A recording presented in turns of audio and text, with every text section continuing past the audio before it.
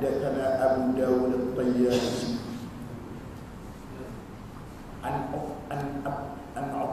عباد بن منصور عن عكرمة عن ابن عباس عن النبي صلى الله عليه وسلم قال الكذب بالإثم فإنه يجل البصر ويميت الشعر وزعم أن النبي صلى الله عليه وسلم كان له مقبلة يبتهل منها كل ليلة 3 بهذه و3 بهذه. Ibnu Abbas radhiyallahu anhu menyatakan bahawa Rasulullah sallallahu alaihi wasallam telah bersabda, bercelaklah dengan batu celak, iaitu ismi, kerana ia akan mencerahkan penglihatan dan menumbuhkan bulu mata. Beliau juga mengatakan Rasulullah SAW memiliki sebuah bekas celak, dan yang mana bercelak 3 kali di mata kanan dan 3 kali di mata kiri. InsyaAllah hari ini kita belajar macam mana Rasulullah satu amalan, satu sunnah Nabi yang saya rasa benarnya orang tinggal banyak. Yang saya nampak sangat orang kita tinggal banyak. Yang pertama bersyukur, yang kedua bercelak. Satu amalan orang bercelak ni amalan orang angkat dan juga orang tabligh. Ialah satu amalan baik, satu sunnah Nabi. Sebab bercelak kelebihan khasiat dia boleh cerah mata. Arwah Tok Guru saya bercelak, arwah Tok Guru tempat Tuan ada di badan tu. Dia asal Tok Guru yang amalan dia kalau bercelak. Dia buat sebab dia rupanya bercelak, khasiat dia boleh cerah mata. Satu lagi dia tumbuh bulu mata yang boleh orang lain cukup pula sebelum kening. Dan dia buat lain, dia boleh fight lain pula bulu kening. Dan Rasulullah dia bercelak, kelebihan dia boleh tumbuh bulu mata. Dia bercelak 3 kali di mata kanan, 3 kali di mata kiri. Itu ya. Haddatsana Abdullah bin As-Sabah Al-Hashimi Al-Basri qala حدثنا عبد الله بن موسى قال حدثنا إسرائيل عن عباد بن منصور حدثنا عن بن جهل قال حدثنا يزيد بن هارون قال حدثنا عباد بن منصور عن ابن عباس قال كان رسول الله صلى الله عليه وسلم يقتحم قبل أن ينام بالإثم 3 في كل عين. وقال يزيد بن هارون في حديثه إن النبي صلى الله عليه وسلم كان له مكولة يبتعد منها عن النوم 3 في كل عين. Ibnu Abbas radhiyallahu menyatakan Rasulullah SAW bercelak sebelum tidur. Kita faham bercelak bagi tidur. Bercelak belum tidur satu amalan Nabi. Dengan itu bila celak itu 3 kali per setiap mata. Yazid bin Harun dalam hadis yang menyatakan Rasulullah SAW di satu bekas celak yang mana baginda bercelak darinya ketika dah tidur 3 kali per setiap mata. Banyak amalan Nabi buat ni belum tidur ketika celak. Orang kata dia di belah kanan belah kiri celak. Ni amalan nampak gaya kita kena buat apa gaya. Amalan kita tinggal banyak sunnah Nabi berkat. Ini kita ikutnya. Saya 2 benda saya nampak saya orang-orang pertama bersugi. Sugi kita besar juga. Laula an asyqa ala ummati la amartu anda kulli salat. Kalau tak menjadi keberatan pada umat, ini satu wajibkan bersugi tiap-tiap kali sembahyang. Kalau jadi berat, dia pun tak wajib benar. Digalakkan tutup senang. Kita bersugi kita buat juga. Cuma pagi ya, kita tidur tu masa-masa lain berkeadaan. Dengan sunat bersugi setiap waktu. Nak sembahyang, nak baca Al-Quran, banyak terikut juga fadilatnya. Haddatsana Ahmad bin Mani' qala haddatsana Muhammad bin Yazid an Muhammad bin Ishaq an Muhammad bin Al-Muqri an Jabir bin Abdullah qala qala sallallahu alaikum bil ithmi an an-nawm فإنه يجل البصر ويبد الشعر. Jabir Allah menyatakan SAW telah bersabda, naklah kamu semakin celak ketika nak baik tidur, kerana ia mencerahkan mata dan menumbuhkan bulu. Itu banyak sama lah ya. Ini mana saya baca Melayu dia lah. Saya banyak hadis maksud sama ada, cuma riwayat dia ni. Ini tak ada hadis. Hadis ni sahabat-sahabat di banyak dengar. Jadi pakai riwayat itu kata kau dah dengar, kau dah dengar, kau dah dengar. Asal Rasulullah tak. Dia cerita balik. Manakala hadis ilmu hadis. Dia pengadil hadis mutawatir. Mutawatir ini banyak orang dengar dan banyak orang tengok, dan mustahil orang pakai nak pakai ni dari mutawatirnya. Rasulullah SAW telah bersabda, sebaik-baik celaka ismi yang cerahkan mata sama lah. Ibn Umar menyatakan Rasulullah SAW telah bersabda, nak tu semua akan celak ismi kerana yang mencelahkan mata dulu. Sama ada hadis sama ada maksudnya tak dua ya. Baik, pilih bahasa Rasulullah SAW. Ini tentang pakaian Rasulullah pula. Yang kita nak faham Rasulullah ni, dia pakai warna putih, warna hijau. حدثنا محمد حميد الرازي قال حدثنا الفضل بن موسى وأبو تميلة وزيد بن حباب عن عبد المؤمنين بن خالد عن عبد الله بن هريرة عن أم سلمة قال كان أحب الثياب إلى رسول الله صلى الله عليه وسلم القميص. Ummu Salamah telah menyatakan pakaian yang disukai Rasulullah SAW itu adalah qamis, pakaian dijahit seluruhnya dan bentuk seluruh badan. Dia qamis ni kalau ikut dalam kita punya bahasa kita kemeja, tapi orang Arab kita kemeja dia macam kita kat setengah, dia bagi setengah kan, kita bagi kita pakai sekat. Nabi mana dia pakai jubah, bukan dia pakai kemeja macam kita ni sekat kita dah, dia pakai baju lampu. Dia kata qamis bahasa Arab tu bukan kemeja. Sebenarnya Rasulullah dia pakai jubah yang mana berjahit semua. Maksudnya berjahit itu lah tentang pakaian Islam. Kita perlu kena faham pakaian dalam Islam ini ialah pakaian untuk orang, bentuk dia sopan, maka terletak pada budaya masing-masing. Saya tengok banyak pakaian yang orang payah nak niru daripada orang Bangladesh, orang Pakistan, India. Dia payah nak niru pakaian barat. Dia tengok pakaian dia.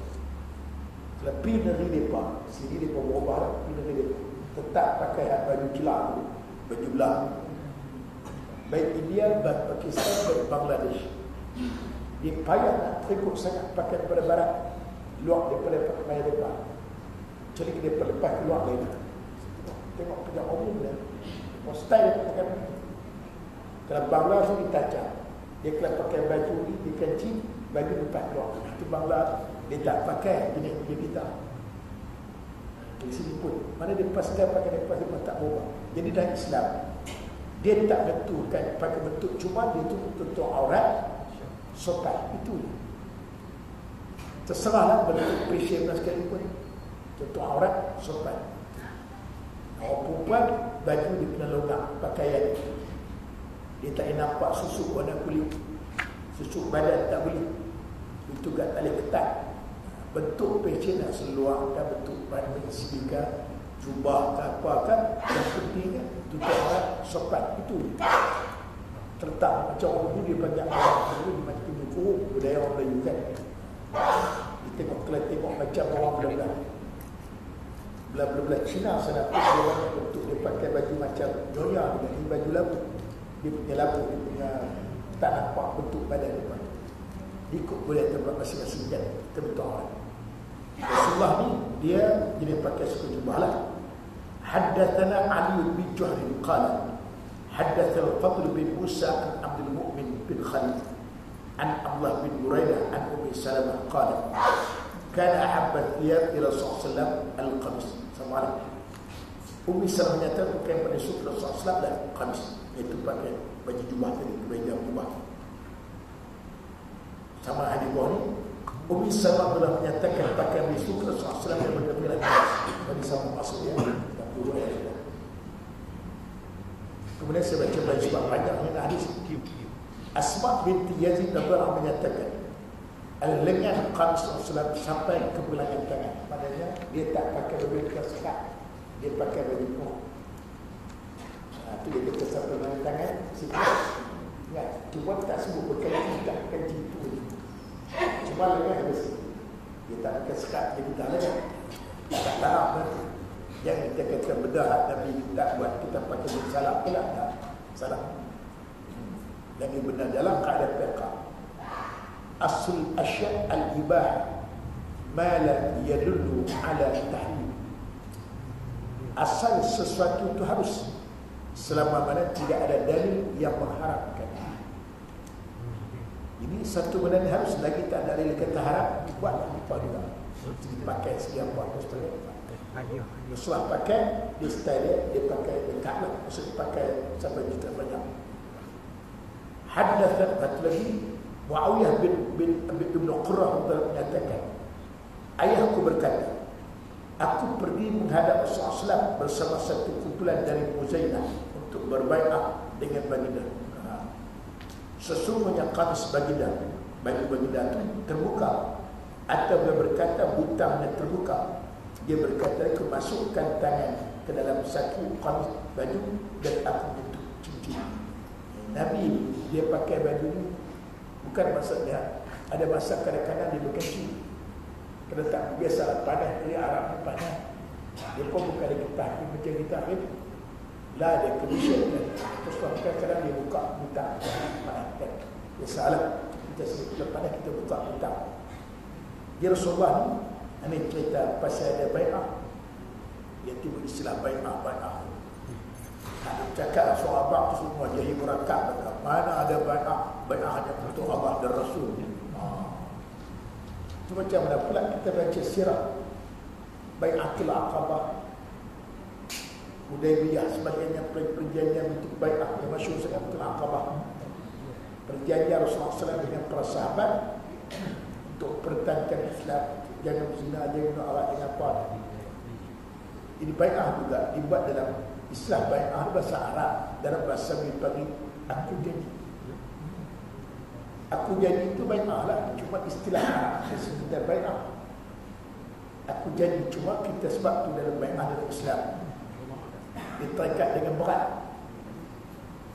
Dia bai'ah dengan Islam dia berat terikat. Sebab apa? Dia kaitan dengan Allah dan Rasul. Tambah pula dalam setiap calon pas cukup dia mesti kena bai'ah. Bai'ah angkat saya yang berat untuk melakukan lewi perjuangan Islam ni. Nescaya aku mendapat laknat oleh segala yang melaknat. Mendapat laknat oleh segala yang melaknat. Binatang laknat, pokok kayu laknat, malaikat laknat, pokok angin, bukit, buka melaknat, gunung ganang. Itu berat. Tak berkat dunia akhirat. Jadi pecat boleh cerita hampir keluar berkhianat perjuangan. Setiap kali kita buat itu sebab di Kelantan tu kita tu punya satu kursi dia. Jangan-jangan nak tumbang.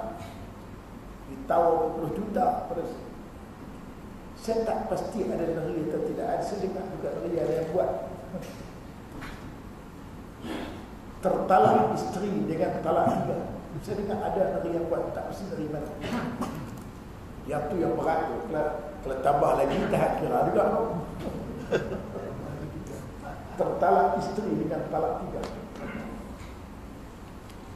Saya tak tahu dari mana, wallahu'alam. Dia ada buat kata ikat bolehlah lompat-lompat dan pasal ada bini tercerai dengan talak tiga bila rujuk balik. Nak kena bagi bini itu menikah oleh dulu. Kalau ada orang, lepas tu pula orang tu cerai pula. Kalau dia pun cerai. Kalau mati tak apa, panjang cerita. Ikat lepas tu lah. Dia tak lari benda tu. Baik aku angkat setia. Dapat laknat pula. Teruk. Tak boleh dia. Jadi pecah dan cerita dia keluarkan diri dia. Itu baik ahli ada dalam Islam yang kita tak ada.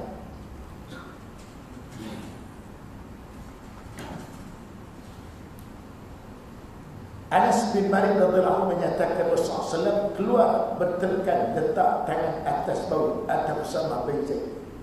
Usama satu panglima Islam yang paling muda dalam perang Tabuk Mu'tah sebenarnya. Dia pimpin perang tu umur 18 tahun. Sampai Sayyidina Umar tu dia, Sayyidina Umar Khalid. Tak ada orang lain kan? Macam tak pernah harap paling berperang umur 18 tahun. Jadi sebab Rasulullah punya arahan, lepas tu dia tak. Dia berbeza tekniknya. Jadi pimpin perang dia lain, pimpin masyarakat dia lain. Pimpin masyarakat dia mau paling kurangnya 40 tahun.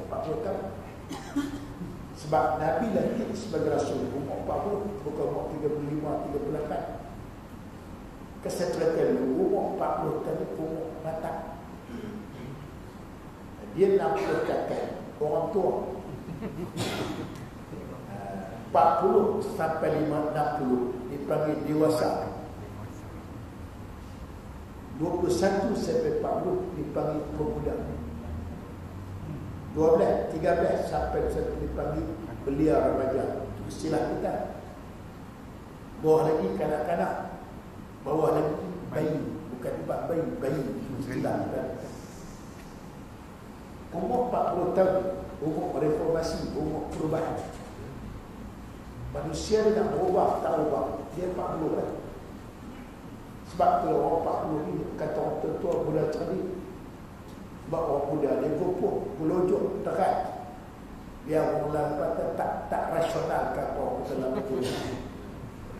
Dia ibarat kata kalau 40 kata, dia ibarat kata Mu'tad tu dia baru mula-mula nak merah.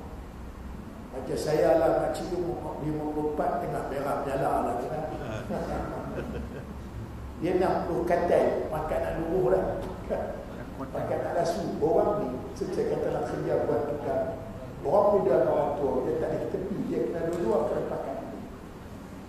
Muda kaya dengan tenaga, orang tua kaya dengan pengalaman, dengan ilmu. Itu dia beza ni. Orang muda dengan orang tua dia kena ada elok kerjasama. Orang muda kena faham orang tua kena faham orang muda. Cuma dalam kita buat kerja ni, orang muda jangan laju sangat, takut orang tua-tua tak larat dia ikut. Dan orang tua-tua jangan lambat sangat, takut orang muda-muda tak larat nak tunggu. Imak sebelah balik. Orang muda-muda jangan laju sangat, takut orang tua-tua tak larat dia ikut. Dan orang tua-tua jangan lambat sangat, takut orang muda-muda tak larat nak tunggu. Ini orang tua dia faham orang muda dia faham orang tua. Ini sama-sama sebab Rasulullah disebut orang muda kena hormat orang tua kena sayang kepada orang muda. Bahawa ada imam berjabat diri berbeza dalam perang, dia tak sama perang, dia guna tenaga. Dia guna tenaga, perang dia guna tenaga. Biasa orang 18-19 tahun tengah berat lah. Sokat nak lari nak apa kan, memang kena kita pernah jadi budak, kita tahu dah pasal itu. Jadi usah, jadi mereka pun lepas dia nak angkat semua. Jadi Khalid kena orang atas saja. Tak ada orang lain dan budak lain bagi tak pun anak. Dan tapi dalam pimpinan masyarakat dia mesti 40 kata. Dia matang. Itu juga di India, kita tahu sejarah Islam dibuka di India. Di satu panglima Al-Qasim yang Allah dia juga dapat kata. Dia betul ni kata perang tu dapat datang orang muda. Dia pengalaman strategi sebagainya. Sebab orang muda ni dia tenaga dia cara dia orang muda dia dengan dia lagi dia pakai perang. Di dalam seluruh masyarakat bila ayah sudah apa dia tak boleh, dia kena bagi orang tua orang 40 kata lah pengalaman kan. Baik. Bahawa Anas radhiyallahu menyatakan Rasulullah keluar bertelekan letak tangan atas bau tangan Abu Usama bin Zaid. Baginda memakai pakaian kain warna merah dan kasar berasal dari Yaman. Kalau kitab Tuhfah Al-Ahwal riwayat sebut, baginda berselimut dengannya dan bersalat bersama. Jadi Nabi suka pakai kain warna merah dan kasar. Tengah ada orang tua-tua di bawah dia kata pakai merah, dia pakai neraka, tidak ada neraka. Ada orang tua-tua di bawah tu. Jadi Nabi kadang-kadang dia pakai juga selendang merah. Selendang macam serban, selimut kan. Mesti setuju kadang-kadang kita kan. Mak Arab ni mesti setuju depan tu kan. Nak setuju selimut dengan kain merah, selendang merah. Maknanya dia kira baju hak merah tu tak apa lah. Sebab ada orang tua-tua depan baju merah ni marah. Dia kata buat baju neraka tu. Setakat Nabi sendiri dia pakai, ada masa dia pakai baju merah kan. Kasarnya daripada Yaman, dia beli kain selimut dengan yang besar bisa bersemayam dengan kain pada merah selimut merah. Sa'id Abu Sa'id Al-Khudri menyatakan SAW apabila mendapat pakaian baru, baginda akan menamakannya dengan namanya serban atau qamis baju tadi atau selendang. Kemudian baginda akan berdoa, ya Allah, bagi puji-pujian bagaimana engkau memakaikan aku dengannya. Aku mohon kebaikannya dan aku kebaikan apa yang diciptakan bagi. Aku berlindung dengannya dari kejahatannya dan kejahatan apa yang diciptakan bagi. Ini yang sunat apabila kita pakai mula-mula start pakai baju. Doa ni lah. Allahumma lakal hamdu kama kasawt fatanihi as'aluka khairan wa khairan ma sun'a wa a'udzu bika min syarri wa syarri ma sun'a. Doa sebab berkat. Sebab tu saya sebut dulu dari dulu. Pakai yang lama, jangan kita bakar. Baju second hand simpan. Siapa kadang-kadang ada orang masa kebakaran